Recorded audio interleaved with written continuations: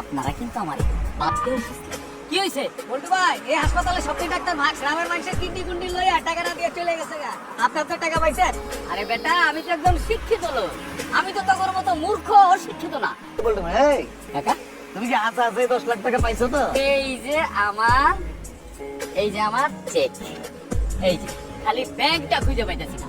আপনি তো ব্যাংকে ট্যাঙ্কে যান, দেখেন তো এই ব্যাংকটা কই? চিনবেন কেমনে? আপনি তো 6 পাস। আপনিও চিনলেন না? চিনবেন কেমনে? আপনি তো চরিত্র ঝামেলা। এত কিছু চিনি, আর এই সোনার ব্যাংকটা তো এইটা চিনলাম না। আল্লাহ, এটা কি হইলো? আমার মধ্যে আমার সোনার ব্যাংকে চেক করা শেষ গেল। আমার মধ্যে একটা শিক্ষিত লোকের কথা বলা হয়ে গেল। আমি এখন কি করি? আমার কিডনিও নিয়ে গেল, আমার টাকাও দিল না আমার।